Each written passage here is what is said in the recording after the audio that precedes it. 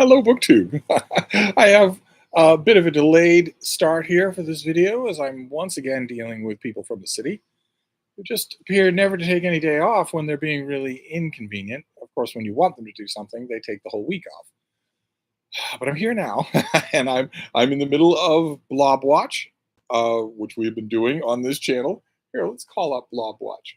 Uh, there is a blob of weather coming up the eastern seacoast, and it is now here. It is now over Boston. This big thing here is now over Boston. It's now over New England, and it's turning out to be a dud. This was governing the weather forecasts on all the apps, all the channels. They were all saying torrential rain and then a whole week of rain. Well, obviously, as you can see, rain coming. so this is turning out to be a complete dud. It turned out to be something. But this thing is going to be over in an hour. It's going to be sunny by late afternoon, and it's not going to rain for the rest of the week. It's not going to rain at all. I doubt that it will rain today. A little spit here and there, but not much. So there's Blob Watch, and there's dealing with the city, and there's also the top spin coming off reading a toweringly bad book. Just toweringly bad in every conceivable way, both on the page and meta. This thing. Pony Boy by Elliot Duncan. Elliot Duncan is a US-born writer and artist. He is the co-founder of the international queer collective Slanted House and a graduate of the Ida Writers Workshop, and he lives in London. And he also possesses 2 X chromosomes. He is loudly and proudly and self-advertisedly gay, but he's also trans. And this is about a trans boy named Pony Boy. It's the author's story. It's autofiction. Which it wouldn't condemn out of hand in 2023. You're not going to find any fiction that isn't. So all the drugs, all the alcohol, all the bed hopping, all of that sort of stuff, that's just transcribed straight from the author's Twitter feed. So it without any change to the people, to the locations, to the streets, the hotels, the amount of drugs, the amount of alcohol, the number of hospital visits, it's all on the public record. There's no invention anywhere in here, but there is something in here that runs throughout this book that should have stopped it from getting published. It should stop it from getting wildly praised. This is going to get wildly praised, has already been wildly praised. And that is the author's genocidal rhetoric all throughout, the author's incredible bigotry all throughout, where all throughout the book, both he and his characters just opine about how heterosexual people really are awful. There's not any of them that are any good. You all know what they're like. They share personal qualities in common, and the world would really be better off if they were just eliminated.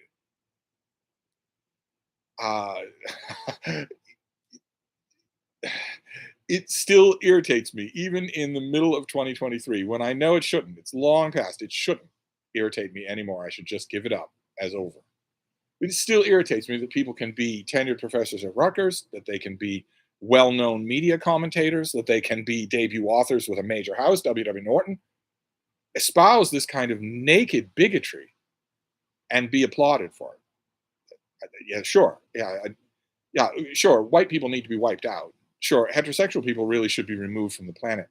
But I'm still a protected group. I'm still in the progressive stack. If I get to say things like that, and I'm not saying that any of that bigoted crap would be redeemed if this were a good book. It wouldn't be. It would still be just as bad as if the author were. I mean, imagine if the author wrote a book in 2023 and substitute homosexual for heterosexual everywhere it occurs in this book. No one in the world would publish it. I wouldn't. I'm not saying that if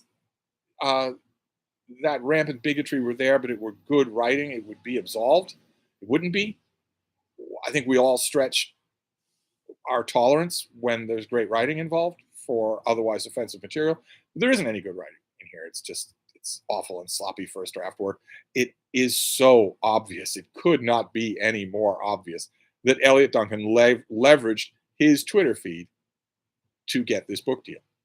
This manuscript would have been rejected with lots and lots of in-house laughter if it hadn't come from someone who I'm sure put in the top line of everything that he sent to W.W. Norton and any other publisher that he himself is trans. I'm sure that the author's biography sold this book. And that, anyway, was not the actual topic that I had in mind. The actual topic that I had in mind for this very humid, very sticky Saturday. I knew that it was going to be humid. I knew that it was going to be sticky because of the weather, but I was kind of hoping on the aesthetics of a steady rainstorm, maybe even days of rain. And it is clear to me now that that is not going to happen. It's not going to rain today, and that any chance of rain is going to sweep out tonight. The humidity will stay behind, but the chance of rain will be gone. It'll just be an upcoming hot and humid week. Uh, the subject that I had in mind was YouTube, because we did a series of Steve streams about reading, your relationship with reading, not how you read, not the personal elements. That's a whole nother string of Steve streams, but what you do. Where do you go to get your books? How much money do you spend? How many books are ebooks? How many books are brand new retail books? And if so, where do you get them? All that sort of stuff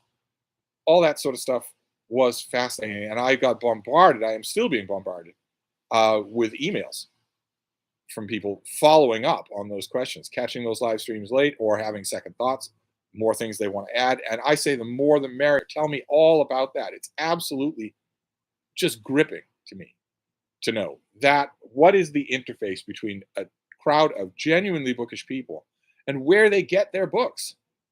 A small but vocal minority of you have given up completely on or never did adopt the ridiculous rodeo of prices and discounts and gouging publishers and whatnot. You just use your libraries and you love your libraries. That has been incredible to hear.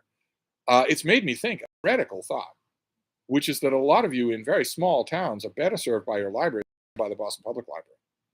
Certainly, I've seen pictures. You sent me photos, and I've heard stories about what your library has, what its new release section is like, what its services are like. They seem better. Probably shouldn't surprise me. The Boston Public Library's budget has been cut by a series of mayors to far less than what an institution its size can really do. But uh, those were our subjects for a few Steve streams. Was you and books. But what about you and YouTube? You have to know something about YouTube because you found BookTube. And more importantly, or more to my point, for a YouTube discussion, a series, what I hope will be a series of YouTube discussions, what about live streams? Like we're doing right now. What about live streams? I watched a whole bunch of live streams yesterday. The Fantasy Network had a long live stream discussion with Philip Chase about fantasy, and it rambled into a whole bunch of other subjects. Sean Stanfast and Mark from Book Time with Elvis had their regular Friday reads chit chat live. The Brothers Gwynn had, if not their first live stream, then certainly one of their first live streams. A whole bunch of people in the chat there talking. I got to watch and there were a whole bunch of non-BookTube channels that also had live streams yesterday. I got to watch a whole bunch of those as well. And it got me thinking about live streams, especially since I do them now. What are they? What are live streams? What do you make of them? When you see that little sigil on YouTube saying, notify me because the live stream is coming up, or you see that the channel is going to be live in an hour or two or a day, what does that make you think? A live stream is a different viewing experience than just a video, right? Different in what ways? I have my own reactions to them, but my own reactions won't be yours. My own reactions are based on my weird, rocky relationship with BookTube in general, with BookTube from the beginning, where I got off to a contentious start, a stupid baptism by fire that still poisons the water, especially in the UK, but it still poisons the water to this day in my relationship with BookTube. So I will be watching a live stream, and I will know in 2 seconds whether or not that live stream has been affected by me, whether or not that live stream has an attitude to me. It's really easy to tell with a live stream. It's far easier to tell with a live stream than it is with a canned video. Because with a video, you can just leave a comment and you don't know one way or another. But on a live stream, if you leave a comment, you know that the host of the live stream is seeing your comment. So, not naming any names here, but if I leave a comment in a live stream because I'm genuinely interested. I'm not trying to make trouble with anybody. I'm not trying to prove anything. If I leave a comment on a live stream and the host of the live stream is reading the comments as they come in and not skipping any, and then they skip mine and move on to the next one. And then I think, huh, that's odd. Maybe there was a computer glitch. And 10 minutes later, I leave another comment and the same thing happens. They skip my comment and no one else's. Then I know that the host would rather that I not be in the live stream. And I know this is sort of dumb because it's the thoughts, it's the speech, it's the guests that should count. But I usually leave a live stream the minute that I realize that's true. The minute that I realize that the host is intentionally ignoring me, singling me out because they've decided they don't like me on no information whatsoever, I usually just leave that live stream. That still leaves me plenty of live streams to go to. And some of them, they wear the huge, ostentatious streamer headset, the one with the bar across the top, because they all want not necessarily to be Joe Rogan, but to have $250,000 US every month in their bank account. A new $250,000 every month. So literally more money than you could spend. They want that. They don't necessarily want to be Joe Rogan, but if they can imitate those gigantic headsets that aren't attached to anything, they aren't doing anything, then they will. And in live streams like that, often the chat is flying by, the host is not paying any attention to anything, they're just monologuing. And sometimes, even with channels that are very small and don't have that kind of response, the host is clearly aiming for that. They want to do a live presentation where you're just a mute studio audience. They're not going to acknowledge that you're there at all. But plenty of smaller live streams aren't like that. They're quite responsive and quite. Oh, wait, actually, it's the height of irony, isn't it, for me to talk about the responsivity of live streams while ignoring my own chat. Sorry. Let's see what we have here. Oh my. Oh, there are a lot of comments. All right. Well, let's see here. I'm not going to be able to go back to all the way here. Sam M. Let's start with you. You keep coming in and out of focus. Must be all that unruly hair. Yes. Well, I haven't done all the product that I usually do. It's layers. You put in a little product first. Give that time to give you a little cancer, and then you wait an hour and you put in a little more product, different kind of product.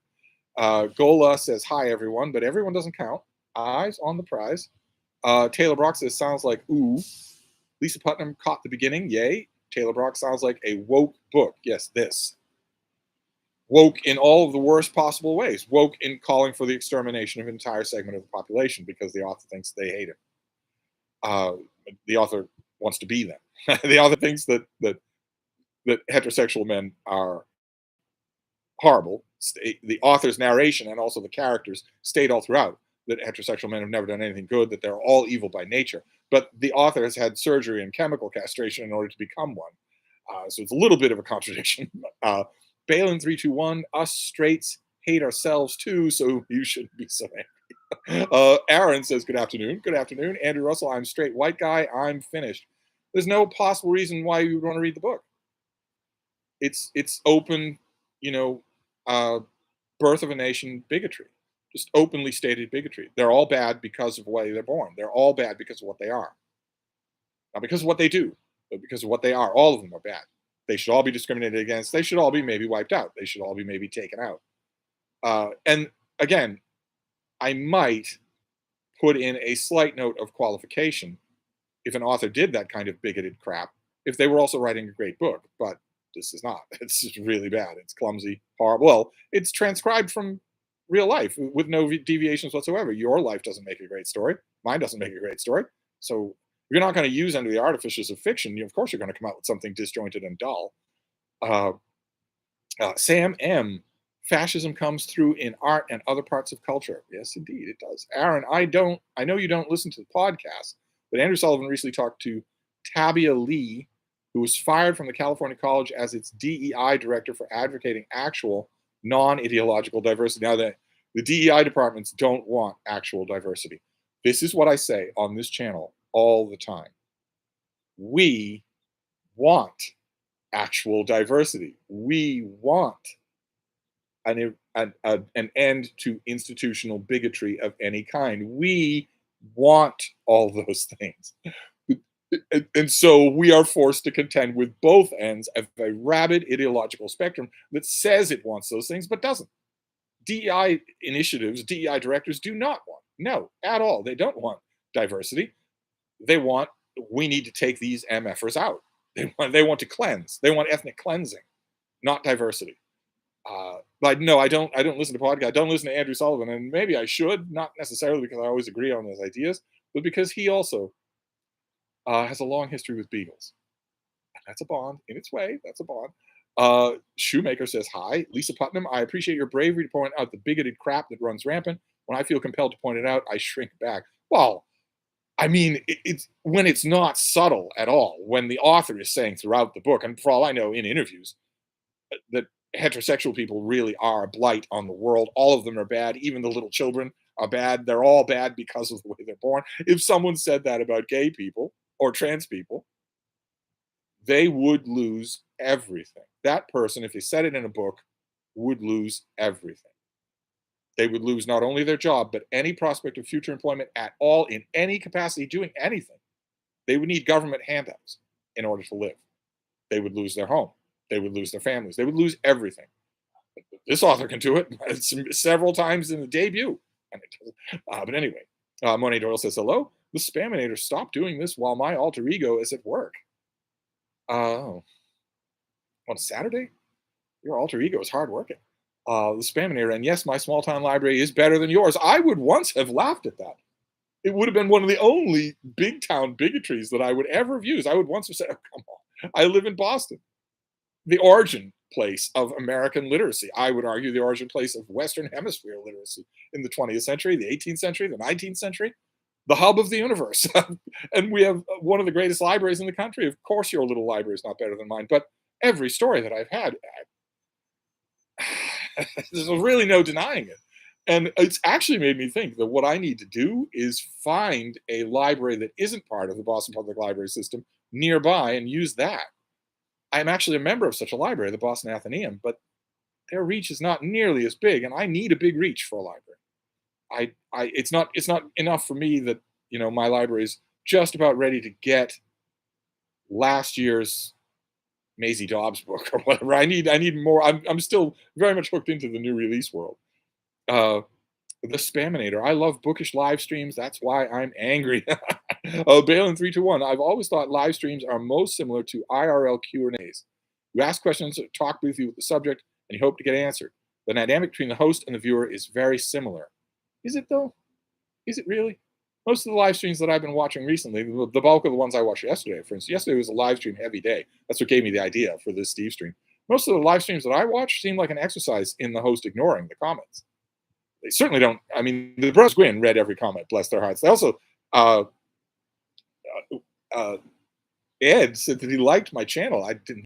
Gwyn watched my channel at all. I do a lot more than just fantasy. They seem to only concentrate on fantasy, or a little bit more, historical fiction and whatnot, including some Westerns. They're big fans of Cormac McCarthy, which is strike number one.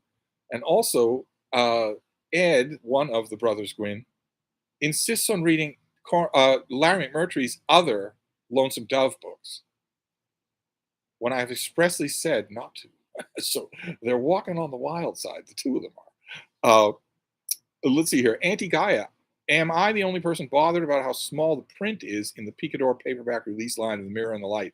I have a great Kindle copy as well, but I should have vetted the paperback copy. Well, you're probably not the only person, but I have to say, that's going to be a widespread response. It's a widespread response with me, because with your tablet, you can change things like that. So even if you go back to a trade paperback and the print size isn't particularly small, it's still going to feel weird that you can't change it, that you can't customize it at all. There is no Frigate Like a Book. Hello, what is today's topic? Today's topic is live streams. Now that I'm done vetting about the city, now that we've done Blob Watch about this weather pattern that's going to fizzle, now that we've talked about this crappy, bigoted book that I just finished, now that we're talking about a whole bunch of things, we're talking about live streams. I also vented about live streams, that sometimes I will go to a live stream and the host makes it pretty clear that they are intentionally skipping my comments because they don't like me. They think they don't like me. They don't know anything about me, but they think they don't like me. So they edit their comments as a pretty much a sign, please leave. I know you're in this chat, but I don't want you to be. I've encountered that for years. Sometimes it's a surprise. Sometimes I don't know that it's coming. Utterly ridiculous. It's just utterly ridiculous. I never show up in a live stream except to cheer on the live stream. I cheer on. I don't need to defend myself. I certainly don't need to defend myself to you people. You can give me crap all day long, but I know where you stand, or you wouldn't be here. Dancing by my shelf. Hi, Steve, and everybody else. Greetings from boiling hot Germany. Yes, indeed. Yes, indeed. Got a Voxer message from Britta mentioning also frequently that it's boiling hot in Germany. And it's boiling hot in most of the United States. One gigantic triangle in the middle of the country. So from a spot on the Canadian border and then an extending triangle all the way down to encompass all of Texas. A heat dome of unbelievable proportions, 115, 117, 120 degrees Fahrenheit, with no cooling off during the night. It hasn't happened here yet, but it will. Let's see here. Monet Doyle, I haven't been to the library in a very long time. I don't even have a library card. Leo Picard, I watched a live stream of two millennials with their useless bachelor's degree talk about politics while playing a video game, while vaping, while listening to music, while watching it. I know, they're awful. The political commenters, the social issue commenters are the worst. They scrupulously ignore the chat. They wear the stupid Joe Rogan gigantic headphones. I ought to get a pair of those and use them for Steve streams. That would be so funny to do. They're not plugged into anything. I could get a defective pair on eBay for $1. They're not plugged into anything. It's just an aesthetic. That's all. It's a streamer aesthetic. I should get those for these Steve streams. That would be hilarious. Because I'm committed to these streams. I love them. Absolutely love them. But yeah, they don't. The millennials and the zillennials are the worst. They don't know anything at all. And the only thing they're willing to look up is what Joe Rogan actually said the other day. They aren't willing to look up any other facts. Aaron, my first submission to a pro fiction magazine got feedback that I was probably a pro, but there wasn't room for me. That editor retired. Can't help but think I've not been published because I'm white. Well, getting feedback is great. I don't know that they would know. Would they know that you're white? Getting feedback is great. If you get feedback, then they probably have read and considered your stuff, which is wonderful. Oh God.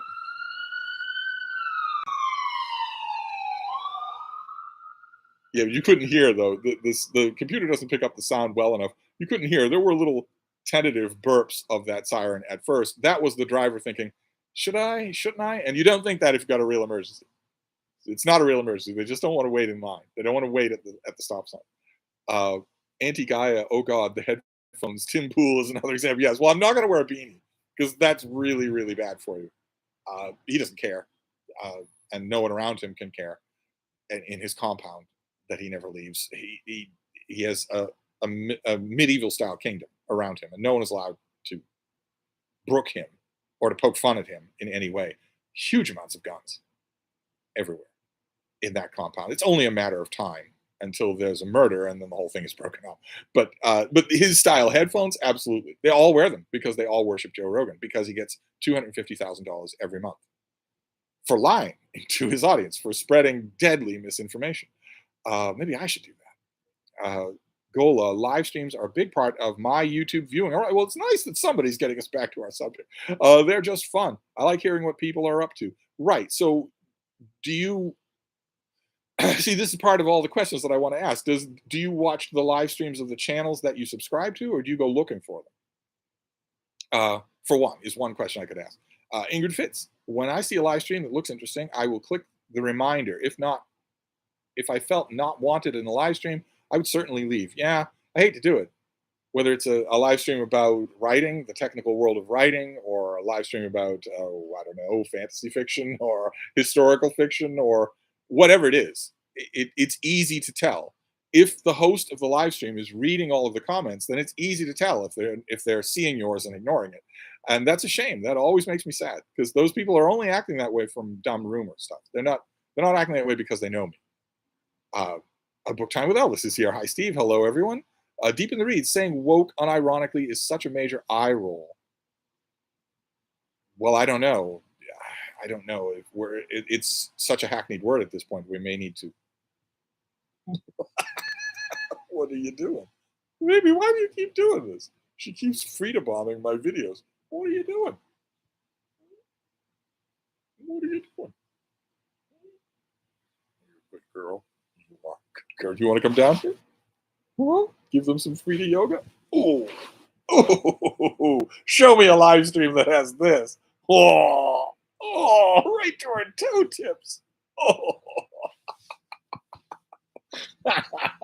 We had a very dramatic moment yesterday on one of our dog walks. We came across a rat. Poor thing was obviously distressed. It didn't run. It couldn't walk very well. Didn't seem to have any damage to its legs or its spine, but it was just like the mouse that we encountered on a walk in April.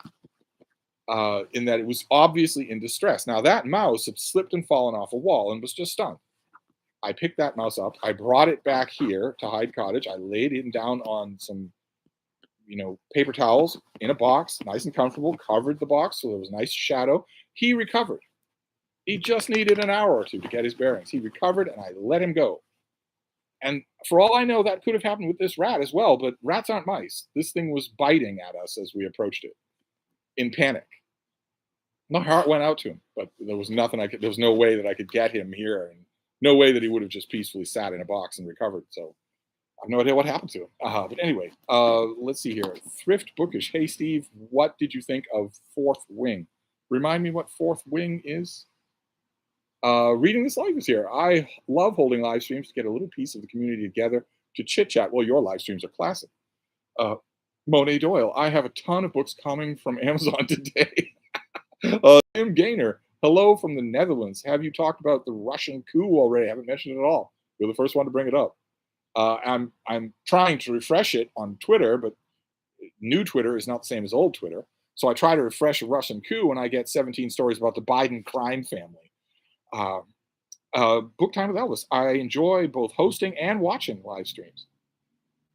Okay, so you watch a lot of them? Uh, so when you see that sign on YouTube saying an upcoming live stream, it excites you. You're happy about it.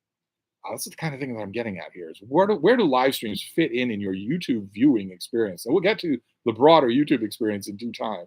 Uh, Aaron says, I've got Mark Goldblatt's I Feel, Therefore I Am on my Kindle. Looking forward to it. An interview with the author got an episode of Glenn Lurie's podcast banned from YouTube. Sean says, Sean Stanfest is here. Okay, so live streams are fun. I tend to agree. I love them. Carolina, I'm also working on Saturday. Goodness gracious. And novellas here. Good Lord, I've got a lot of BookTube royalty here. Wait, what? A Stevestream at a reasonable hour? Yes, a Stevestream at noon. My time. Steve, what do you think we could do to eliminate or reduce such bad women? There's only one way, and that's not to concede. It only wins because it's one concession after concession after concession after concession after concession. I hate to echo a point of the neck-bearded alt-right fascists who are all over YouTube, but vote with your wallet. It will get results if you vote with your wallet. Unfortunately, voting with your wallet against being preached at will also put you in the same camp as a lot of those neck-bearded quasi-fascists, and that's a weird camp to be in. Those aren't people that you want to know. But nevertheless, that is the only way. The corporations that are doing this sort of thing, whether it's a publishing house or whether it's Anheuser-Busch or Walt Disney, they only care about returning value for their shareholders. That's all they care about. If they think that tying themselves in incredibly cynically to a culture war issue of some kind or another will do it, then they'll do it. If they think that it won't, then they won't. It's as simple as that. Nyland 2, we need a new episode of Bro Watch. Yes, we do. Yes, we do. I've got one in the works, believe it or not. Oh, but it's going to be painful. Some of these bro watches are easier than others to do because some of the bros in question are boys that I could have helped. I could have stopped them. Now, once you're making a lot of money a year by doing this sort of stuff, you're not going to change. Once Joe Rogan is your god, you're not going to change. But you shouldn't be that way because Joe Rogan's not going to be there when you're 30. He's not going to care when you're 40. You're not going to get these years back. And some of them are harder for me than others. Let's see here. Aaron, Tabia Lee, the fired DEI director, was told specifically to stop making people actually think about and compare different theories of race. Yeah, no, they don't. There's no dissension whatsoever, and there's no mercy either. Tabia Lee was fired, but also Tabia Lee has been blacklisted. Sean D. Stanfest, my library is worse than crap. Okay, well, it's nice to hear sometimes that some are. I'm not saying that the Boston Public Library is bad, but I would think that it would be great compared to. But no, I know that's not true because I've had endless stories with pictures from you all, from people saying my library is terrific. Here's all the stuff they do. Here's all the stuff they have. It's nowhere near like the Boston Public Library. Steve Partridge used to be BookTube royalty when he had a channel. Typhoid Mary got a hold of him, so he doesn't have a channel anymore. Didn't I start the BookTube live stream thing years ago? No, you didn't. Cupcake. You know, you didn't start everything. Oh, nobody was paragliding until I did it. Next, you'll be taking credit for Bonsai. Book time with Elvis. I hope you're not referring to Sean and I. We're pretty good at getting 2 comments, though I think it's easier with a smaller audience, I guess. No, not at all. Not at all. No, you and Sean are how much fun have we had in your live streams over the years? That's been tons and tons of fun. No, when a live stream doesn't want me particularly to be there, they make it about as clear as they can without actually saying my name on the live stream. Randy Ray is here. I rarely watch any live streams besides these Steve streams. I've seen a few from Stanfast and Mark, though, too. Sam M. My library up here in Nova Scotia is not great. Budget slashes for years has left a poorly stocked shell. That's kind of what I'm dealing with here. The Boston Public Library, the people that I know there would scream bloody murder. They'd say, no, that's not true. But I don't know. I could be biased. I'm thinking of, for instance, Mark's library up in Vermont, which is the size of one meeting room in the Boston Public Library, but is better in every way. Anyway, Yuri, not Ure. Hi, Steve. Hi, everyone. Amazing timing of the stream. Firstly, it's my birthday. Oh, happy birthday. Secondly, first online mutiny in the history of Russia. Third, I'm packing my library again. Have I mentioned my birthday?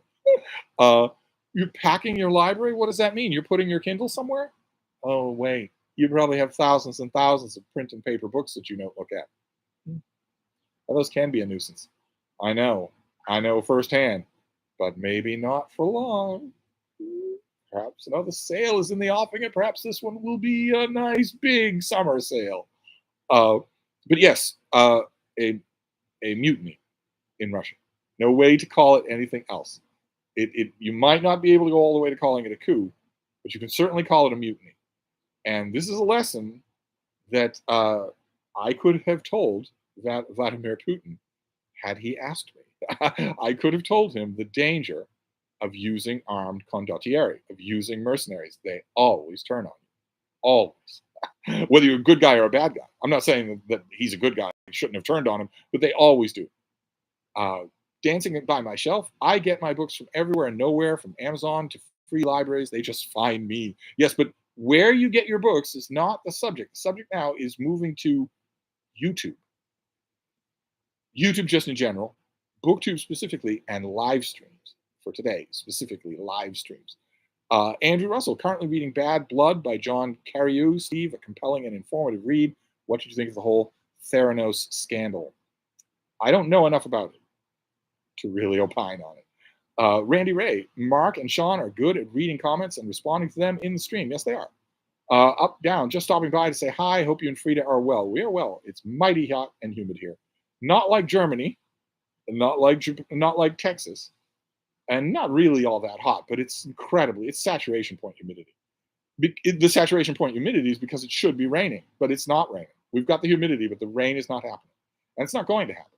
So this business of all the weather apps predicting rain for the next 5 days, I wonder if they've updated. I wonder if Matthew Capucci's My Radar app has updated. No, it hasn't. No, it hasn't. See? Look at this. Can I show you this on the screen? It is still showing day after day after day of possible thunderstorms in Boston. That is not going to happen. All of those icons are going to be sun icons tomorrow morning, because that is not going to happen. There is nothing. This is showing you all the tech. Let's show you. Let's do Blob Watch. There is nothing here to do that. This is all clear. Once this clears out, you're not going to have 5 days of thunder. So, but anyway, Jenny Parks, stay. Just saying hi as I'm forced to socialize again. That reading guy, a very early Steve stream. Yes. See if we can knock down the numbers. Like my subscriber count on my channel, which is very pleasingly going down by heaps and bounds every day. Jack says Larry McMurtry's other LD books equal Decline and Fall. I mean the books are bad, not that he's trying to chronicle the decline and fall, because they're terrible. They are all terrible. Ed Gwynn should not be reading them, much less telling his billions of adoring fans that they're wonderful. They're terrible. Uh, Aaron, what was the poisoned water issue with UK people you mentioned earlier? Oh my God, it was a long time ago. It was the beginning of my booktubing when there was a little contretemps, a little spat, my little trial by fire. But the British booktubers are far more clannish than the American booktubers when it comes to something like that. They all remember it and they all get on the same software update. So you're more likely to that sort of thing is more likely to have a third life when it comes to them. Uh, Balin 321, my Dutch local library refused to order Shelby Foote because they consider him a bigot. Yes, really. I wanted the hardcover version of Civil War series. I had to go over their heads to get it. A bigot because he's sympathetic to the South. Wow, that's the first I've heard that. Deep in the reads, how are we defining woke anyway? It seems it's being used really vaguely and broadly now to either mean a specific type of bigotry or a person generally seeking equality and progress. I know, it's used as both. I would argue that well, like I mentioned, the rabid ends of the spectrum on either side, right or left, are very much not genuinely seeking equality and progress. They're seeking power, as they've always thought. It's the only thing they've ever sought under any guise. They're seeking power. So I want power over what you do. And I will either do it the alt right way by threatening your kids at their bus stop, or I'll do it the alt left way by telling you, well, if you don't use the idiotic neologism enslaved person instead of slave, I'll make sure you never get published again. I might be able to cost you your tenure. I'll make sure that happens. It's either way. So, right. It's all over the map. We probably need a new word. Jack says, "Oh no, I'm sorry to hear about your bad experiences." Oh no, it was a long time ago. I'm not scarred or bemoaning. It was a long, long time ago. It had its own hashtag, fake reader girls. It had its own hashtag, and it was a long, long time ago. It's just it has legs. I've noticed that it has legs. I will join the chat section of a live stream when there's no possible reason why the host would intentionally single my comments out to ignore them while reading everyone else's comments, unless it was that. It crops up in the weirdest places. But there's no trauma anymore because I found all of you people. I found hundreds and hundreds of people that email me, that come to visit, that take books in the mail from me. I found exactly what I want, and that I didn't really dream was possible at this level, to this dimension. I found real people, a real a real community, not the buzzword that the very people use who are excluding people that they happen to think they don't like because the Whisper Network tells them to. But I found real people and lots of them. So there's no trauma here at all. The Spaminator, I should clarify. I love your live stream, Sean Standfast live stream, and Mark's. By the way, hi Sean. Eyes on the prize. Okay. Andrew Russell, still warm in Scotland with only occasional but heavy rainfall. Yeah, I was hoping for heavy rainfall, but it's clearly not going to happen. But we haven't had heat. We got June free. I always think about summer as 3 months: June, July, and August. And I just think, okay, it's carved in stone that way. It isn't anymore. There are heat waves in September and October now, and there will be going forward forever. But I reflexively think of June, July, and August, and we got June free from heat and rampant heat and humidity. It was a cool late spring month. But that will change. That will definitely change. Gola says, I keep tapping my paperback text, expecting it to get bigger. Guess it's back to my Kindle. I know. I do that all the time myself. When I'm reading, well, not that I wanted to annotate this thing much. But when I'm reading a print and paper book, I will often do that. I will think, like for instance, I was reading an old Western for June on the Range just a few days ago. I was reading one of the old paperbacks that I got specifically for the purpose of June on the Range. And I was on the seat of ease, and my time was up. And I just said, oh, well, this is getting really good. I closed the book, put it on the counter so I could get up and move about and whatnot. Never even occurred to me to put a bookmark in there because, of course, with an electronic book, you don't need to think about that. I didn't do it with the paper book, and it took me forever to find out where I was. Uh, that reading guy, what's the topic? The topic is supposed to be live streams. What do you think about live streams? How much do you watch them? What do you think of them? Do they please you? Do you watch live streams only from channels that you already subscribe to, where you watch their actual videos, or do you go elsewhere uh, because it's a live stream? Do you participate in live streams, and is your participation noticed by the live streams, et cetera, et cetera? A million questions about live streams. Kevin J.N., I enjoy live streams on YouTube. I watch mostly streams from travelers. Aren't they good? Aren't they good? I find that entering most chats without a donation is usually ignored. Yeah, most of them are like that. You need to pay to have your comment even have a chance of being noticed. And some of the bigger chats, if your super chat is less than $100, you'll be ignored anyway. They want to make several $1,000s in their chat, in one chat. Andrew Russell, I know libraries are important for readers, but they seldom have what I'm after, to be honest. Me too. Me too. The Boston Public Library seldom has anything that I want. Sean Sandfast is greeting the Spaminator. Jack says, I love these streams too. Well, thank you. Aaron, speaking of political commentary, what do you think of Ryan Chapman's videos? I think he does pretty great deep dives into specific topics like critical race theory. The ones I've watched, I've liked. Lou G, loving the commentary on Rogan and Tim Pool. Well, they are the low-hanging fruit, aren't they? Which makes it extra ironic that they consider themselves to be epical historical figures. They consider themselves to be sure, there have been great, groundbreaking thinkers and communicators in human history. I'm willing to grant you that. There have been some. But then there's us. And in Tim Pool's case, it is just fueled by the fact that he's a complete delusional megalomaniac. He lives in his own kingdom, never leaves it, and has only serfs and yes people all around him all day long, with the threat of armed violence at any minute. There are guns in every room, guns near every chair, guns on every wall, all loaded, all ready.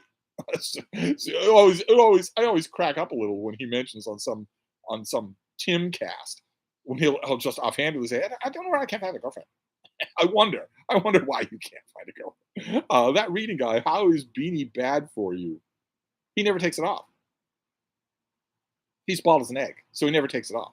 He's on air for like 10 hours a day. He never takes it off. That's very bad for you. To do that with any part of your body is really bad for you. Let's see here. Taylor Brock, I wish smoking a joint or vaping on YouTube was not allowed. It's unflattering and uncool. They all do it. Almost all of them do it. And the ones who don't do it are clearly yearning. That's the reason they cut their stream short, is because they can't do it they won't do it on camera, and they need to. But most of them just do it nonstop on camera. Gola, just the live streams I subscribe to. Oh, okay. Dancing by My Shelf. Met two girls in a bookstore today. They were bragging about how bad the Bridgerton books are. Told them to try Hare and Trollope. Oh, Bridgerton books aren't that bad. That reading guy, if you had your own compound, what would it look like? I wouldn't have my own compound. It was a sure sign of mental illness. Especially the extent of Tim Pool is obscenely wealthy, and his details about his compound have been leaking out for years. They've also been leaked out by Lance at the Surfs, talk about live streams, who has routinely for years called Tim Pool on his own channel, has called Tim Pool a monster. Say it with me now, literally worse than Hitler, over and over and over again. But when it came time to go to the monster's house in order to do a live stream with him, in order to goose your own profile, you did it. You absolutely did it.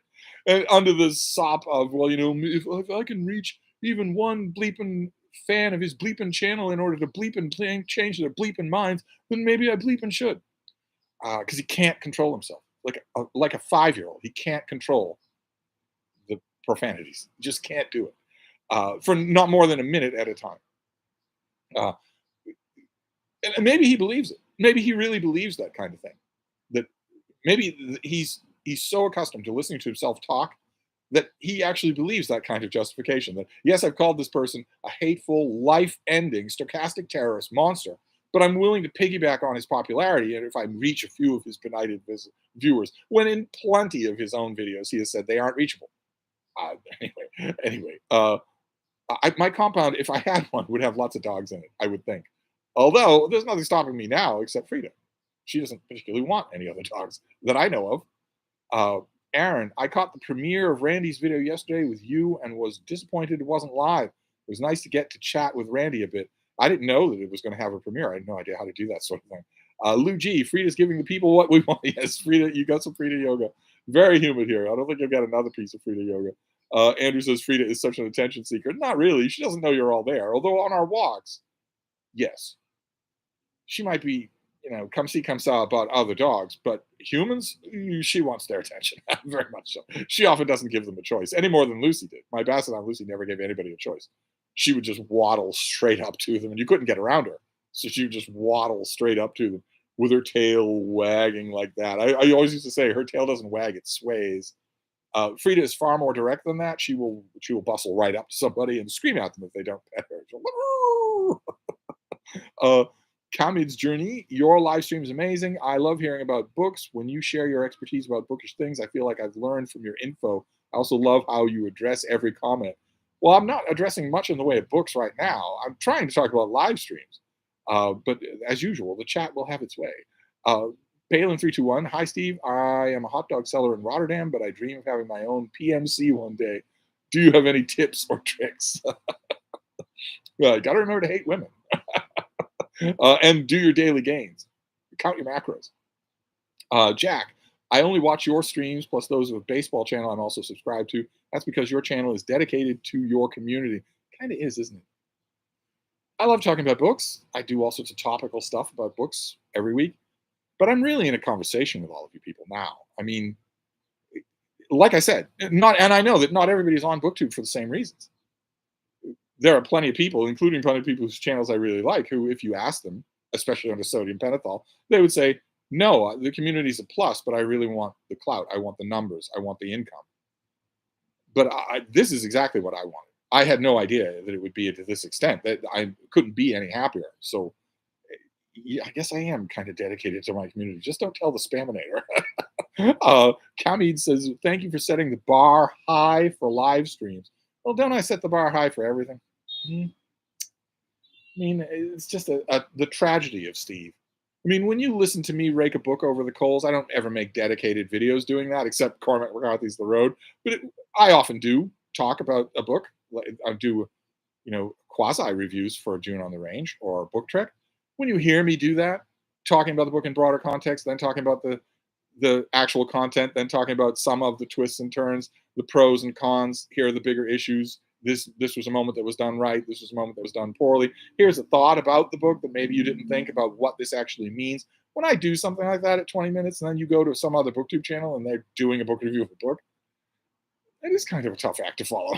You're going to notice. You're going to notice what they're not doing.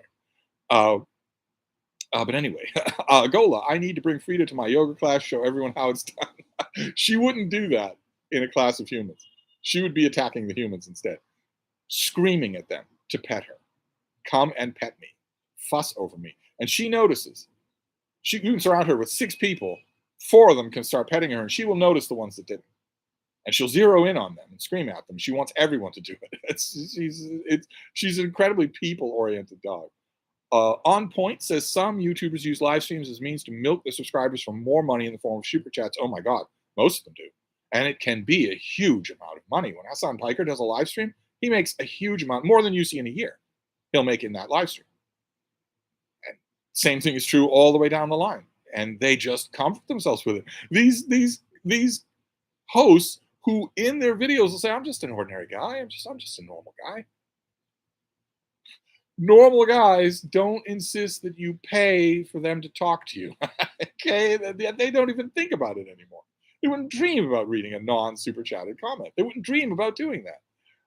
Not that they do it themselves. They have a whole team of flunkies to do all this sort of stuff for them. Anyway, where are we here? Aaron, unfortunately, there isn't a better term for what woke denotes. The only contender I've heard is progressive modernism, but normies have no idea what that is. Yeah, you never know. When you hear the word, you never know. Is it going to be used correctly? Is it going to be used as for someone who's legitimately looking for social improvement? Or is it going to be used for do what I do, say what I tell you to say, or my mob will disenfranchise you. They'll burn your house down. They'll get you out of your job. They'll get you unemployed. And also, I don't want any debate. Don't debate anything that I'm saying. I don't want to hear about policies. I'll tell you what I want you to think, and that's it. So, if, for instance, not to jump onto a hot button live grenade, if, for instance, you're just a normal person and you think, you know, I'm not really taking a stance one way or another on any kind of deep or social issue, but I don't think it's a good idea for grown men with beards dressed in dresses to wave their genitals at 4-year-olds at a library. I don't care if they're doing that while also reading a children's book. I don't think it's a good idea for them to twerk at 4-year-olds. I don't care if there are parents who obviously do think it's a good idea since they bring their kids there. I myself don't think it's a good idea. I think that's bad. I would rather my library didn't do that. Half the people who use the term woke are going to say, well, yeah, I guess you got some points there. Here's what I think of it. But the other half of the people who use the term woke are going to hear you say that, and they're not going to respond to you. They're immediately going to find your last 5 employers and your next 5 employers. They're going to resort to terrorism immediately because they don't agree with what you just said. Anyway, and novella, I watch yours. Isn't that enough? No, that ought to be enough. Jack says live stream equals fireplace chat community gathering. Yes. Yeah, as hokey as it sounds, yes. That reading guide, quasi-fascists hurt the reputation of the neckbeard. They do. I know some of you have neckbeards, so it must be a little twinge of discomfort whenever I use that term. But I mean, really, right? No matter who it is, whether it's Matt Walsh or the Quartering or the Humanist Report, who also has a premium neckbeard on the other side of the spectrum. No matter who it is, they do give neckbeards a bad reputation. The Spaminator, Steve, I'm wrestling tonight. I need to get into the right mood. Say something to really piss me off. Okay, professional wrestling? Oh, that's all theater. That ought to do it. Gola, live streams eventually get to the point where I'm not there for the subject, like talking books, but for the person streaming. We can talk about whatever. Yes. Yes.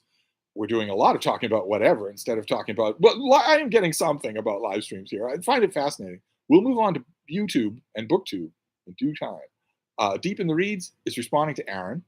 Not even sure what woke denotes because it can be used to describe anything from people seeking justice to people I disagree with to actual bigots. Bad idea to conflate those things. Agree completely. Andrew Russell, my physical library is relatively minute, but serves its purpose. Steve Partridge is adding some sort of cartoon, but I'm not a small child anymore, so I don't communicate with cartoons. Tim's Reading Room. Hi, Steve. I do live streams on my vinyl community channel. I've been debating on doing live streams on this channel, my BookTube channel. I wonder what the debate is, though. Are you debating because you're not sure what kind of an audience you'd have, or whether or not you'd have enough material to talk about, or whether or not anybody would care, or I'm curious to know what elements are part of the debate. Aaron, voting with your wallet is less effective since the advent of ESG inventing stakeholder capitalism, which means companies that don't preach don't get included in major index funds. That sounds like you have more expertise than I do. That probably touches on why some of these corporate decisions seem so weird to me, where they just don't seem to care. Where they seem like they're backing up a dump truck of their own money onto a bonfire, and they just don't seem to care. Index funds. That's interesting. I don't know what that is. You could be touching on something that would explain something to me. Marcelo, I mostly watch live streams way after they were live. I like the unexpected questions and the immediate recommendations or occasional small personal story. Sean D. Stanfest. Mark and I constantly say we don't want you, Steve, but you keep coming. Yes, I do. I keep coming back anyway. The Spaminator. I think Randy Ray could do some good live streams. I'm enjoying the channel content. He'd probably be a natural. Not sure if he's dealing with cancer medication. I'm not sure how well that would work in terms of hydrating the throat or even energy levels just in general, but worth a try. Definitely worth a try. Let's see here. Balin321, Igor Gherkin claims that eyewitnesses report that Wagner convoys have entered Moscow. Is this supposed to be at last? Oblast? At last?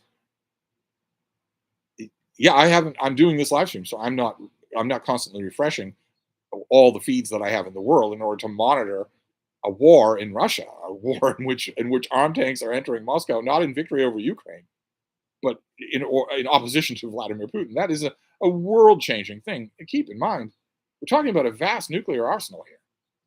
We're not talking about just whether or not Vladimir Putin is having a bad day. We're talking about people we don't know anything about getting control of nuclear weapons that can reach Washington in 5 minutes.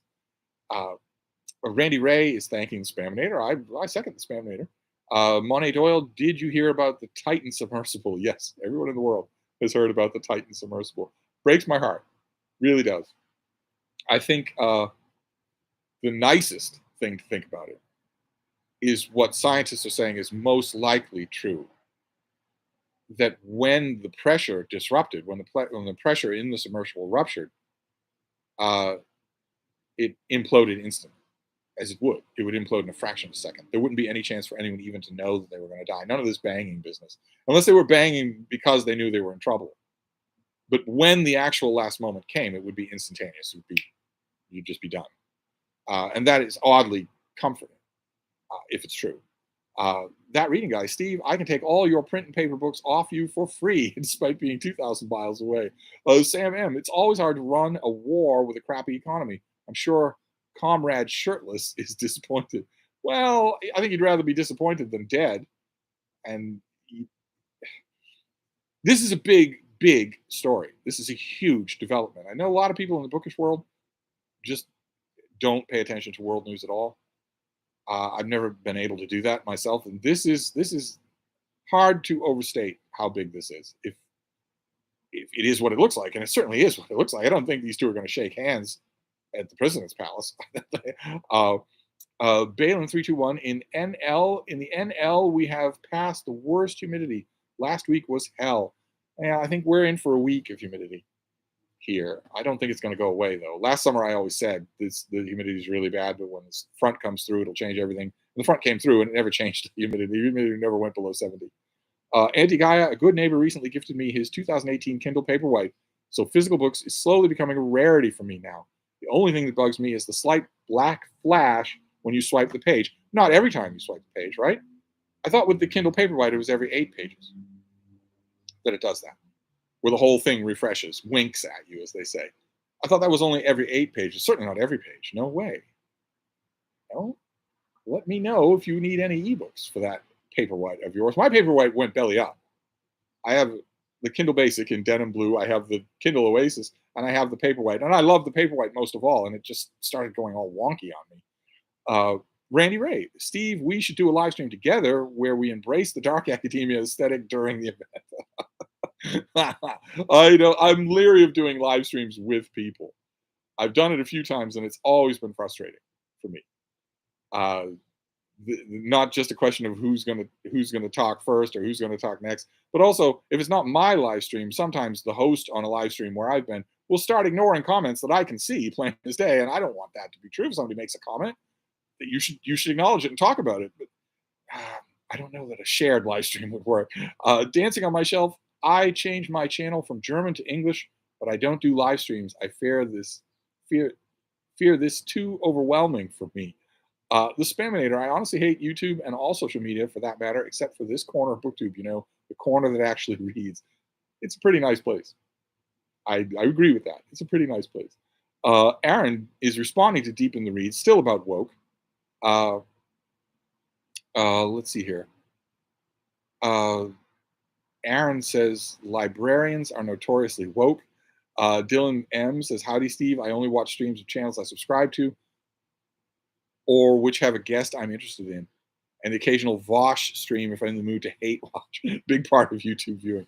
Big part of your YouTube viewing is hate watching.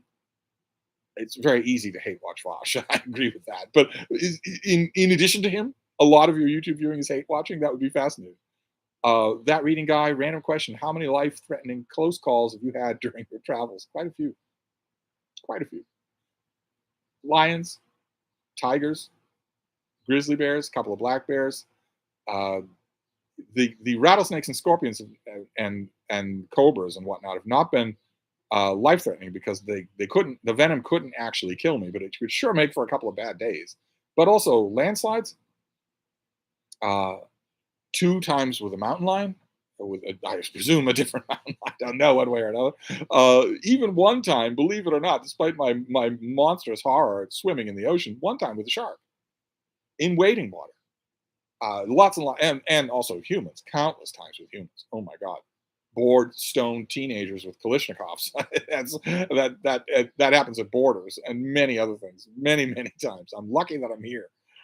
Chris Valentine had no idea a Stevestream was on, but I'll have to watch it later as I have to meet up with the missus. Blow her off. I come first.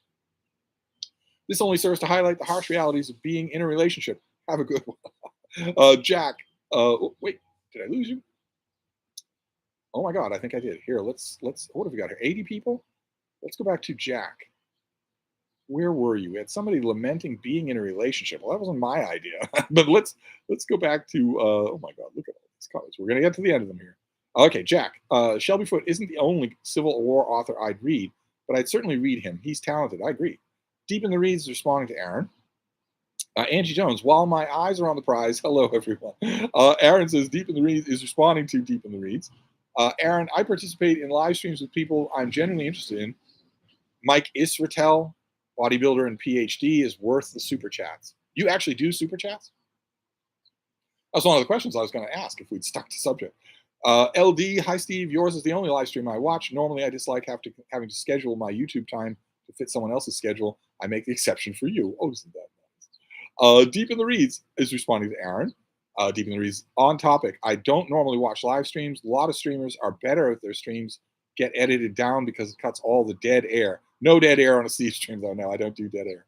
I don't go hum and ha. I don't talk to some partner off camera or anything like that, or endlessly vape, so that I'm getting more and more stoned off my ass as the hour goes on. I don't do any of that. Tim Gaynor says, "What?" I don't know what the first word is. I like this channel to do. You know it. I don't know what that comment means. Sorry. Andrew Russell, why does everyone smoke cigars on the Rogan podcast show? Because he's all about masculinity. His idea of masculinity. Raw meat, no organized medicine, women as chattel slaves, giving yourself lung cancer in the most ostentatious way possible, lots and lots of liquor.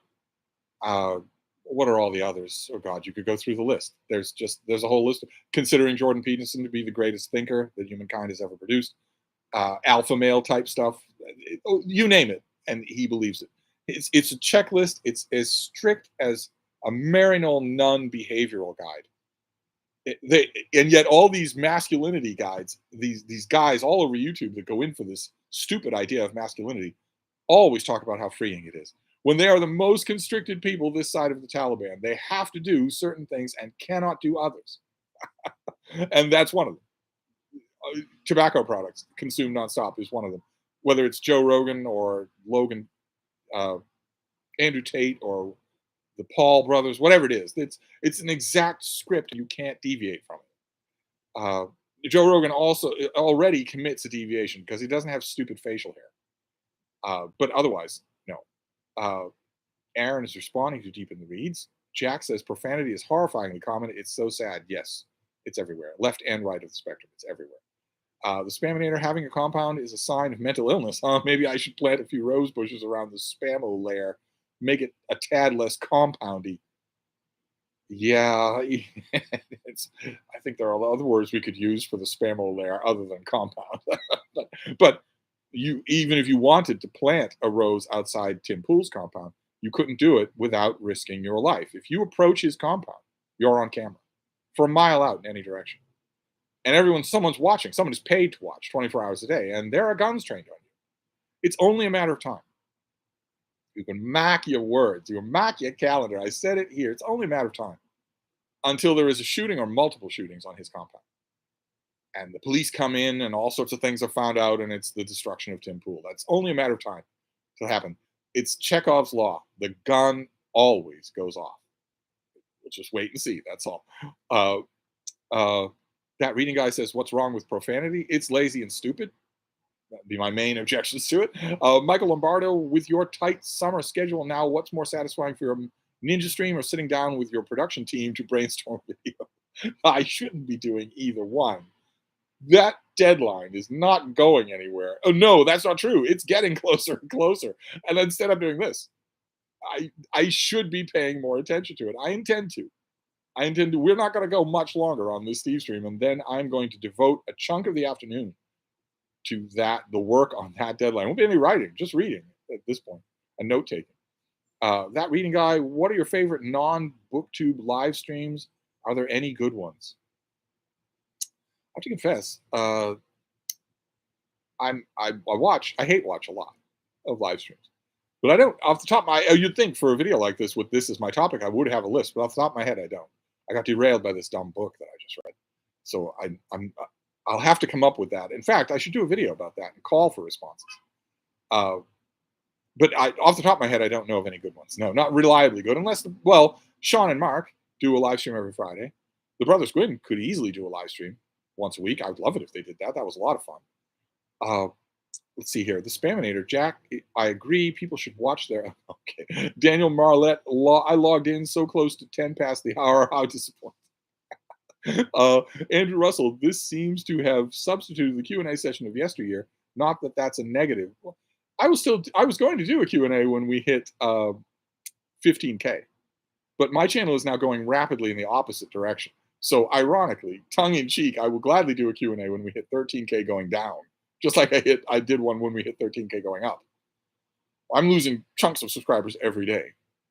So 13K is not long off, but 15K will never happen. So, and this is more fun anyway, because I get to respond in real time. Deep in the Reads is responding to Aaron. That reading guy is responding to the Spaminator. RTL LTR, have you picked July's STD book? Yes, I have. I just haven't made a video. Feel terrible about that. I'll have to do it tomorrow or maybe later today. Yeah, I know. I think I know what I want it to be. Balin321, what is your view of DNA testing? I am considering doing it. I think it's fascinating. Just fascinating. Monet Doyle, most booktubers don't read the books I do. It's true. The romance booktubers might.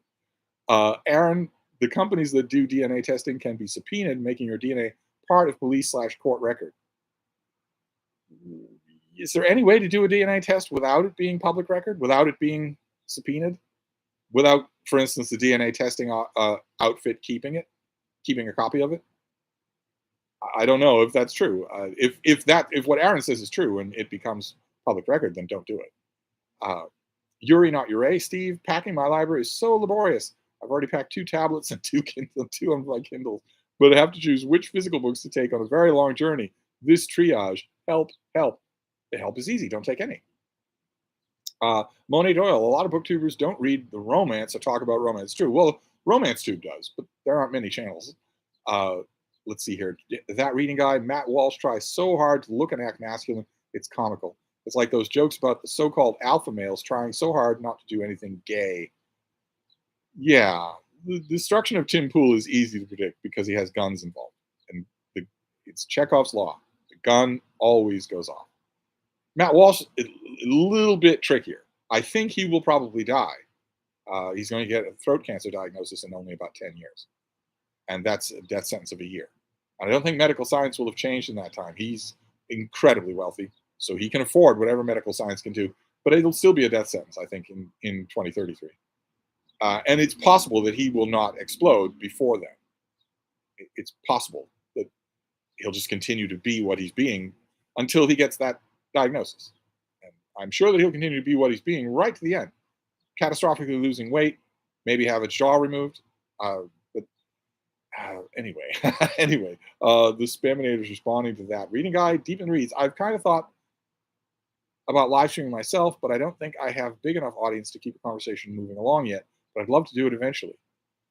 The Spaminator, Steve, I'm trying to get that reading guy to do histories as his first group channel read. Back me up. Group channel read? What on earth is that? Jack, Titan disaster. There's certainly worse ways to go. It depends on it. It certainly made the news. It's an epic thing. It won't read normally in the obituary column. It depends on how long they saw it coming. I mean, if they knew beyond a shadow of doubt that they were beyond any hope, and they were like that for days, I mean, there was at least one person on that submersible who didn't want to be there. That would be horrible. They would have a chance to look over their whole life. They'd have a chance to cry their eyes out. They'd have a chance to regret that they don't get a chance to talk to anyone on the surface that they maybe left things hanging with. But if they didn't know, if catastrophic decompression happened unexpectedly, it would happen in a fraction of a second. They would be dead in a fraction of, they wouldn't know that it was happening. It wouldn't be like one part of it, opens up to the seawater and it's flooding and they're saying, "Oh no, we're drowning." No, they're under enough pressure to crush metal. But I don't know if that's true. We'll get the whole story in time. Uh, Balin 321, the Titan sub episode exposed so many utter sociopaths on Twitter. Hundreds of thousands of people cheering the deaths of 5 people, including a 19-year-old kid, because they happen to be rich. Evil. Not that we need the sociopathy of Twitter to be more exposed, but yeah, you got to see that. You see that on full display. People doing that under their own name, not even fake names. Just the whole world, your own children are going to be able to see that you acted this way. Martin S., have you ever been in a submarine? How deep? Submarine. There are all sorts of things that you people think are normal that I would never in a million years do. I have trekked on foot with beagles through the jungles of South Africa. But I would never get in a submarine. I would never swim in the ocean. I would never do anything. I don't understand these recreations that humans have about the ocean. The ocean wants to kill you. I guess maybe it's just these things are mostly done by people who've never actually experienced what it's like to be on the ocean for days at a time, days away from land, so that you know that this environment wants to kill you. I would never go in a submarine. That reading guy, imagine being a bookish person who reads history and yet doesn't follow any world news. But there are people. There are people. There are bookish people of all kinds who don't follow the news at all. They don't know anything about it. They intentionally don't. And I understand it can be overwhelming, but we're watching history happen in Russia, and no matter where you live in the world, it could affect you. If those nukes go off, it's going to cause a full-scale exchange internationally, which means that this time next year, the surface of this planet won't be habitable. That will affect you. No matter what, you won't be able to go to the library and avoid that. That will affect you. Let's see here. That reading guy is responding to the Spaminator. Aaron is responding to Monet Doyle. Spaminator is responding to Balin 321. This is helping us to cut through the chat, if anything. Oh my God, I lost the chat again. What have we got here? 90 people. Let's go back where we. Oh my God. All right, here we go. Deep in the Reads agreed with Balin. Some of my friends even felt that the Titan passengers should have known, so they were at fault too. Most people don't know enough about the stuff they trust the company's expertise. Aaron refers to Monet Doyle. Andrew Russell, that shark attack in Egypt recently was pretty brutal. What do you think of things like that going on YouTube when the treatment of shark once got, and the treatment the shark got once captured? I watched that video. It's one of the most amazing things I've ever seen. And yet, unlike with so many other amazing things that I have seen, I cannot recommend anyone watch it. It's certainly not like any shark attack that I've ever seen on video, because there's no doubt what's happening. You're watching it happen.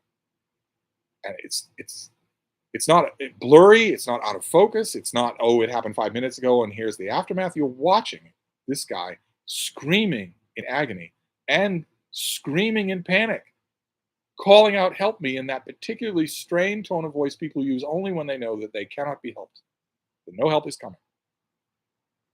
And you can actually see the shark biting him. You can see it raise its head out of the water and bite him on the shoulder and hear him scream. You can see it, his legs up in the air as it's spinning him around under the water, using him like a rag doll.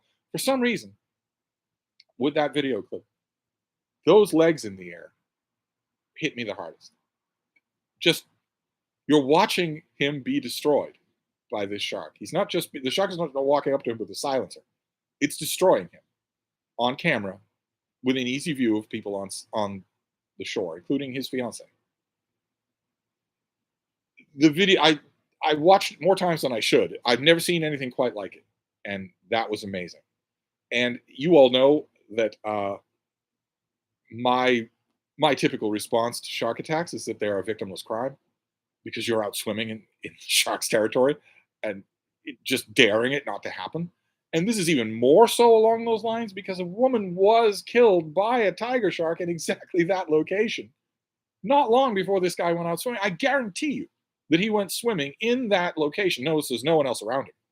I guarantee you that he went swimming there as an act of machismo, this 20-something young guy. I guarantee that partially he was not just out for a swim because it was a hot day. I can almost guarantee that he heard stories and thought, "Oh, it doesn't affect me." Oh, I can do this. You're all wearing for nothing. And then, anyway, I have a lot of thoughts on that subject. I don't actually know the details of how the shark was. I assume that a tiger shark was caught. Do we know that it was the one that attacked him? I imagine it would have parts of him inside its stomach. Do we know for sure? I didn't follow up on the story. That video got to me so much that once I'd watched it enough so that I remembered it, I walked away from it. Uh, Dylan M, a big part of my YouTube viewing is indeed hate watching. BookTube is my refuge. But out in the wilds of stoner socialists and MAGA headed hardliners, I often hate watch the more charismatic and charming of them. I honestly do too. I can't berate you. I do it too. Balin321. Honestly, Steve, you should make videos where you recount your travels. I'd watch every single one. I haven't been able to travel as widely. Travel books compensate tremendously. You would help all. I don't know about that. I'm pretty boring when it comes to books. Can you imagine how much more boring I'd be with, you know what it used to be like at this border crossing? uh, Gloria, Barnes& Noble opened again in Natick. I stopped by Monday. No coffee shop, a smaller building. Felt like I was walking through a maze of bookshelves. I bought no books. Aaron is responding to Monet Doyle. Flora should be reading. Glad to have caught a live stream, Steve. Do you think if Putin's regime falls, more info will come out about the 2016 elections and Russia's interference? Maybe even the Trump-Putin relationship. It'll all be on the table, but it all depends. If it happens, it all depends on this guy that's taking over. Nobody knows anything about. He's at the head of the tanks. He's not the head of the Politburo. He's not an experienced politician. Doesn't know anything about running the country. He's just a condottiere. He is the mercenary who ends up winning. They never know how to run the city that they take over. I don't know. It is a huge story. I will get back to it once I'm done with this Stevestream and my day's work. Balin321. I recently stayed at a hostel for the first time in London. Had such a blast.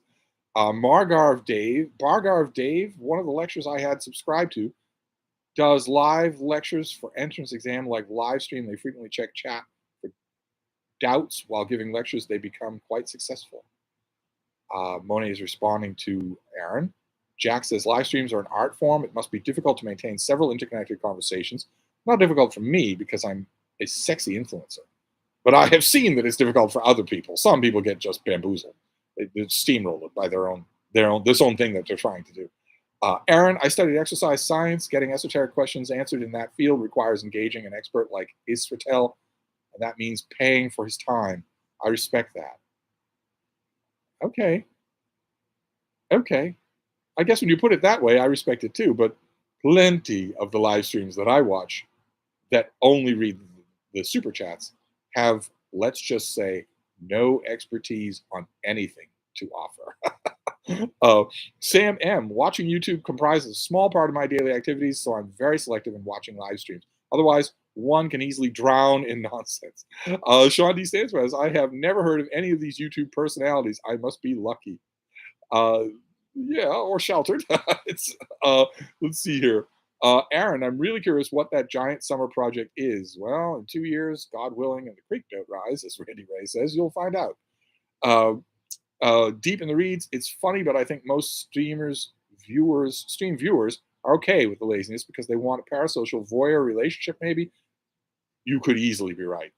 What else would make them put up with it? They don't mind the person eats, smokes, gets distracted by a pet, etc. No, they don't. They don't mind at all.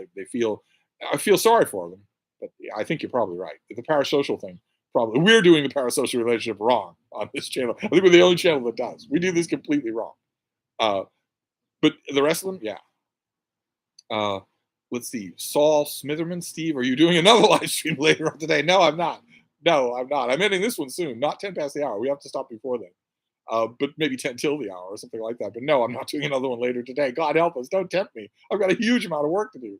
Balin321, right-wing Twitter seems divided between panic that Putin is losing and joy that vitalist mercenaries are part of history again. Now they're hoping. They all dream that they can be like that. Aaron, but they're all so in the tank for a vicious Russian dictator without any hint. Like I said, your children are going to be able to know that you were on Stalin's team. They're going to know that. Aaron, I agree with Deep that most viewers don't mind the laziness. They see it as authentic. Balin321, 14 Q&A again. Yes, we'll get to 14K soon. And then we can do a Q&A again. Tolstoy 111. Hey, Steve, literature in general, opinions parody of bad life. It's not. It would easily happen. Don't put it past some people. Jack, any idea why you're losing subscribers? You haven't changed. Good riddance to the fools. I don't know why. I'm not looking a gift horse in the mouth. You people that are new to my channel used to say, oh, this guy is saying he wants to lose subscribers, but we all know what he really wants now. That is what I really want. When those numbers go down, Steve smiles just a little. So I have no idea why, though. You're right. I haven't done anything different. One friend of mine who does YouTube for a living said, because as you know, I'm participating in June on the Range and Book Trek. I'm doing a video every day for both of those. And I have Michael K. Vaughan custom made thumbnails. And a friend of mine who does YouTube, he's done it for years, he does it professionally. He says that's the reason. He says, I don't know how to show him my analytics. I barely know how to look at them myself. But he says, if I could look at your analytics, I guarantee you it would be when you started using those thumbnails regularly every day, you started losing subscribers. For all I know, he might be right. I don't know why that would be true. Let's see here. Andrew Russell, along with Rogan, I'd say that Ethan Klein is on the lower end of YouTube spectrum for me anyways. Yeah, it doesn't get much lower. Balin321, DNA testing has revealed so much about European prehistory and slain many golden calves. I didn't used to be so interested in prehistory. Now I read research papers. So fascinating. I agree. You make it sound really fascinating. Michael Lombardo, during last year's Jack Parr moment when you stepped away from YouTube, was it a relief to not make videos? No, it wasn't a Jack Parr moment, first of all. It was real. It wasn't a relief at all. No, not at all. It was incredibly, brutally disillusioning. I thought stupidly, if I'd been doing live streams then, I wouldn't have thought that. I thought stupidly that I'd been wrong about BookTube all along. Just in general. When that wasn't true, I should have known that wasn't true. And eventually I got talked into realizing that. But no, I missed. It wasn't relief. I missed it. Every day I missed it. The Spaminator, hate watching. Wait, where'd you go? Where did you go? Here, let's go back to you. Can't believe I'm trying. Hate watching. That sounds like something I could get into. Alan, what is your opinion of Alistair Campbell / Rory Stewart? I really enjoy their podcast. Maybe you haven't heard of it. Rory for PM. Rory for PM, definitely. A genuine person. I don't know how effective he would be. Keep in mind, a genuine person, a real thinker, a genuine, heartfelt responder. They're still going to have to deal with politics, with the political machine. It's always tempting to say, yeah, let's put a good person in there, but the there is going to matter a lot. But I haven't watched his podcast. I don't listen to podcasts. Balin321, I almost joined the Dutch submarine service. I was very into submarines when I was 17. And Russell, I've been in the military submarine, not comfortable at all. Aaron, why would Steve go into the ocean? He's got a copy of Jaws visible on his shelf. I can't. I see it. I watch some of these travel streamers that somebody talked about earlier in the chat. I watch some of them. Pearly blue, pearly green water. They'll just dive into the water. When their vessel has been dumping a trail of edible junk behind it the whole time. They've done everything they can to attract sharks, and they're diving into the water. I just anyway, that reading guy. So I assume you've never went skydiving. No, you humans. I swear, no, I'm not going to jump out of a plane. No, I'm not going to jump out of a plane. I'm not going to volunteer and wait all day in line on the burning heat, overpay in order to get on a roller coaster that goes straight up and then comes straight down like that. A roller coaster that was built by drunken roustabouts for the least common bidder. No, I'm not going to do anything. I'm not going to do anything like this. Nyland 2, I never thought that an army of 20,000 mercenaries can possibly overthrow the Russian government. Well, a lot of the Russian troops are engaged elsewhere. And a lot of authoritarian governments love to breastbeat. They love to chest pound when they're not as strong as they sound. And it's like someone said earlier in the chat, the fact that these mercenaries are overthrowing a major world government is hope for every mercenary gun nut job in America. They're all hoping of dreaming this to Washington. Aaron, Steve, I'm sure you could add to the side conversations. Why don't you? I'm trying to get through the chat. And also, side conversations aren't involving me. They aren't directed in my direction. And I am the be-all and end-all, the way, the word, and the wonder. Eyes on the prize. Sam M, could you schedule a live stream after the nuclear apocalypse? Can't wait. It's the thing that was on my mind. Everybody's talking about Putin and how this will affect Ukraine and whatnot. All I'm thinking about is Russia's nuclear arsenal, which has almost caused World War III several times. Only it wouldn't be World War III is the wrong way to describe it. It would be the end of life, and if there was a full scale exchange, and there would be. Uh, I don't know. Sam M, could you schedule? Oh, right. Balin 321. I snorkeled in Hurghada once when I was a teen. It was very uneasy to watch. Poor lad. Yeah, you were right there. And that, as you know, Hurghada slopes shallowly out. That's why it's such a lovely swimming spot. But the reason it's doing that is because after a very short amount of time, it drops off. There's coral there, and there's deep sea environment right past that. So you get tiger sharks. The thing that killed that man. I would, if I just heard the details, I'd probably have snidely laughed and repeated my line about shark attacks being a victimless crime, because you have to be pretty stupid for it to happen, unless your ship goes down. You have to be pretty stupid to volunteer for it, and to go where a shark attack happened just recently, and that one also was caught on film. I don't think that now, because I've watched that video. There's no way that your heart can't break. You're watching someone get torn apart by a wild animal, but you're swimming at a place where that looked like a 15-foot tiger shark, and you're swimming at a place where such a thing is only a minute away from you. You're counting on. Anyway, Aaron, just your description of the shark attack is disturbing. When it grabs him, it grabs his torso and spins him so that his skinny little legs are up in the air for a minute. That moment, that second. I mean, the rest of it's more horrifying. He's screaming his head off. He's screaming in agony. There's blood everywhere. And then you see this thing's head come up and actually bite him right here. No wondering what's happening under the surface. You watch it happen. And all of that is worse, but something about those vulnerable little legs up in the air. Oh my God. That was just, you don't live. When that happens, you're not being pulled out. Just, Anti-Gaia, I think you should just err on the side of caution and assume the ocean has sharks every 300 yards. Don't get in the ocean and don't surf. An oceanographer friend of mine who's written quite a few books on the subject said, just categorically, if you have ever been in the ocean, you have been 10 feet from a shark who knew you were there. Period. No matter what you're doing, no matter where you are, even in the Arctic.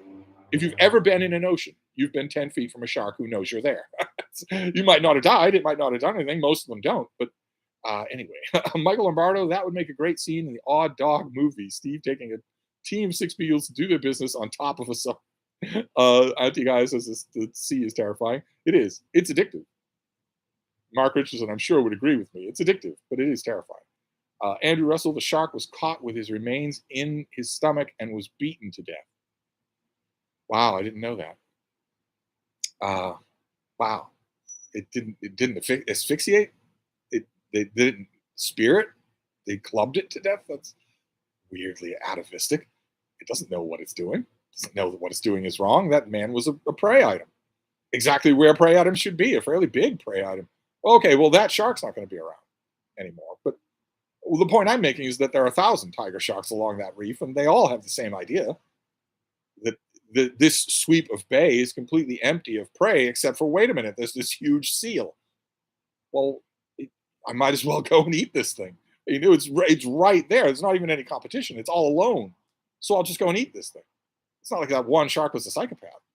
Balin 321, nothing would be more fascinating to me than your travel story, Steve, especially you navigated the terror of, I lost your of bored 18-year-old border guards. Yeah. Those were the worst moments. Some Belarus kid been stuck in a shack all day. It's freezing cold. All of a sudden, this guy comes up. He's got a bunch of dogs. Well, no matter who the guy is, he could be a diplomat's son. You can still shoot the dogs. Just out of boredom, just for the fun of it. Wing one of them and then laugh while it screams in agony. Yes. And you put up too much of a trouble, you could end up in a jail, in a prison, where no one knows where you are for the rest of your life. Lou G, I'm sorry the guys in Egypt died, but the fact that the shark was then hunted down and kicked and killed ticks me off to no end. No way that the Egyptian authorities could not do that, right? I agree. It was only doing what comes now. It wasn't acting out of any evil. The video is tough to watch, but it wasn't acting out of any evil. Uh, Balin 321's Sforza conquered Milan, and his dynasty ruled it for a while. Don't get me started on the Sforzas, okay? They still owe me money. They do have living descendants in the world, right? Balin 321, the algorithm giveth, the algorithm taketh. Well, I'm assuming that if you're talking about the decline in my subscriber count, I'm assuming that's what it is. I'm not doing anything different. My friend's advice notwithstanding, my friend says you are doing something different. He says when you see a change like this, the first thing you should look at is what is different. And you have not done pre-made thumbnails before now. I think that's the thing. He could be right. He's right about a lot that comes to YouTube. And I guarantee that some of you who watch a lot of YouTube watch his channel. Andrew Russell, haven't seen a have you read question in some time. You must have finally gotten through to everyone. Now, they're coming. Balin321, I've been banned by a certain Turkish streamer 4 times and would do so again. Jack, a compassionate person in political power, it'll never last. I tend to agree. Jack, have you read? Oh, sorry, I have a moment of weakness. Andrew Russell, there was a YouTube short of someone plunging into the water in an attempt to pet a basking shark.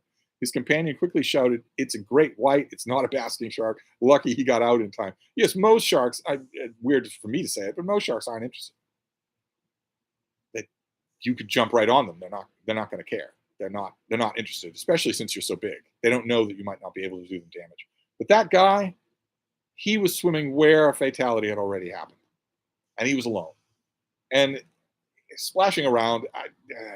Anyway, deep in the reeds, speaking of ocean danger, did you hear about orcas fighting back against boats? Apparently, it may be a single orca that started teaching other orcas how to disable small boats. Love to hear your thoughts. This came up in another Stevestream. Yes, the one theory is that one orca is teaching the others how to disable these boats. And picking on rich people because it's yachts that they're mostly destroying. They don't tend to be going after fishing boats. What thoughts could I have? More power to them. So, Balin 321, it opens so many possibilities to Simon Mann like types. What if a bunch of executive outcome guys storm London? Lisa Putnam, just curious why the Brattle doesn't sell romance. No idea. I hate to say it about them, but it's probably snobbery. That's usually the reason. I knew one old bookstore proprietor who said the reason I don't do romance is because if I opened the door to them, I'd be flooded. I'd never see anything else. There's that much out there. But the Brattle could still be selective. Usually the reason that a shop excludes one genre, especially the most popular genre of them all, is because there's snobbery involved. Could be. It could very well be. The Spaminator back to the grind. Bye, losers. Harsh. Michael Lombardo, have I missed any comments on Strange New World's newest episode? No, you haven't. Tim's reading room. Oh, wait. We're going to have to wrap this up, though. Keep in mind. Not 10 past the hour. We're going to have to wrap it up soon. Let's say 45. 145. Tim's reading room. I was in the U.S. Air Force for 10 years. When I hear people talk about skydiving, my response is, why do you want to jump out of a perfectly good plane? Alan, Steve, and Reverend Richard Coles is the conversation I'm waiting for. Sign him up. I'll do it. Andrew Russell, the Malibu artist on YouTube, shows great whites approaching to within feet of people using drone footage. Yeah, they don't attack, but they easily could. You're in their territory. You're in their kitchen. Andrew Russell, which apparently happens all the time. Yeah, it does. Yeah, my friend said that with conviction in the 70s. If you've ever been in the ocean, you've been 10 feet from a shark that knows you're there. I was horrified when he said that because I had been in the ocean. Andrew Russell, I've always been fascinated by sharks, studied marine biology, and remember saying to my dad when watching TV, "Bah, a 10-footer, that's not that big." And my dad saying, "Still big enough to kill." Oh, yeah, a 10-footer can rip you apart. The one that killed that guy in Egypt was big. It was twice his size. It toyed with him like a doll. That's why the legs in the air part bothered me. Colombian Thunder, when I went to Colombia, the ocean current led us astray from the coast of Santa Marta, where we were very tiny bicycling type boat. Didn't know what it's called. Absolutely scariest time of my life. By bicycling, I mean we had to propel the boat with our feet, and unfortunately our legs were too weak to beat the current until the boat came and got us. Yeah, they have to come and rescue you. Martin S. says I'm on Team Orca. I think most people are. E. Dearling B. I'm very grateful for YouTube audiobooks. However, I've come across some deplorable readers. Anyone else disappointed when this happens? I don't listen to much audio. Andrew Russell, orcas do have their own culture and learn behaviors within pods. Fascinating. creatures. I agree. Alan says, hi, Steve. Have you read the 1987-88 Greater London PT phone book? Phone books don't count. It's all in good fun. Uh, Jack says, another outstanding live stream. Thank you. Yes, we're wrapping things up here, which is good. I'm at the end of the comments, and that's always a good sign. What do you think of Michael? ST says, what do you think of Michelle Houellebecq, and A.G.P. Taylor? Houellebecq is junk. A.J.P. Taylor is great. His writing is fantastic. And Aaron says, romance novels make up 50% of the fiction sales in the U.S. I don't doubt they won't flood some stores. I'm sure Half Price Books spends an inordinate amount of time sorting and rejecting them. The they could be picky, but they could still do it. All they need is one buy, right? They need one buy where they go and get 10 boxes of romances. That's a romance section in the store. It doesn't have to be big. They could take one section that drastically underperforms, cut it in half, and make just 4 shelves of romances. With one buy, you would have the core stock to do that. And then, well, I don't know, maybe they just have tried it and it's not feasible. Let's see here. Not to mention how quickly readers go through them. The turnover rate from stock must be lightning fast. And Randy Ray says, thanks for the live stream. Yes, we have to wrap things up now, unfortunately, but this has been great. Absolutely great. RTL LTR says, is The Winds of War a good choice for July? It is fantastic. It is fantastic. Great choice. Take you all month to do if you've got school or job or whatever. It's a big book, but it is great. Just best thing, it and its companion and the Cane Union, the best things we've ever did. Sam says, thanks, Steve. This was great. I had a blast, and we will do this again. This is always so much fun. Deep in the Reads, agreed. There are so many bad audiobook readers. Worst type of readers with dry mouths. You can constantly hear their tongue and saliva sounds. Stay hydrated, everyone. That's also true of live streams. There are live streamers and there are live streamers. Some of them just aren't cut out for it. I especially hate the incredibly long, protracted, grating, dry swallow. It's coming for like 5 seconds ahead of time. It's going to last forever, and they're not going to leave the room, get off camera to do it. They're just going to impose that on the microphone. And then there's, for instance, Lance at the Surfs has belch talking. Belch talking is another big problem I have with audio people of any kind on a streamer or whatnot. They're going to decide to talk through it. Sometimes Lance will go for 40 minutes belch talking rather than simply turn away from the microphone and belch so that you're not in the bubble of gas is not there anymore. You're not fighting anymore. I honestly think that he thinks it makes him sound like William F. Buckley. Anyway, Lou G, excited to hear what next STD pick is. Bye, everyone. Yes, I'll do that either today or tomorrow. I think today I really have used up all my free time. Aaron says, I'm reading the new Christopher Clark on 1848. It'll probably carry me through July. Thanks for the recommendations and the stream. Aaron says, streamers need cough buttons. That reading guy, are you ending? Yes, I'm ending now. We're ending this up. I had a wonderful time, though. I'm keeping an eye out on this reckless bunny. This I've mentioned before on other videos and Stevestreams. There's a reckless bunny in a field right over there that just hangs out in the middle of the field. Now, if I can see you, bright brown against green, if I can see you sitting there like that, 30 yards from the nearest woodpile or woods, well, then a hawk can see you or an owl. You're extremely vulnerable. What are you doing? But anyway, I'm gonna wrap this up. But I'll be back. This was so much fun. We'll try and do this. I'll try and do this again tomorrow for more talk about live streams. But also, we want to broaden it to BookTube and YouTube. I know a lot about what you people do when it comes to shopping for books. Now I want to know about more about what you do about this venue, this platform where we met each other. So we have plenty of time. We can get to it. But this has to end for now. I'm sorry to say this was so much fun. But I'm going to wrap this up and try not to pay attention to this reckless bunny. You're going to die. And you're going to die in front of me. A hawk is going to stoop on you, and that's going to be it. Only that's not going to be it, because a hawk that grabs that is going to fly up to the nearest tree and eviscerate the rabbit while the rabbit is screaming. They're not going to just die from the impact. But anyway, I'm gonna wrap this up. But I will be back. And good luck watching your live streams in the course of the day. I think the most of the scrolling that I will do today is the news from Russia. I think by the end of the day, things will look drastically different than they do right now, and that is historic.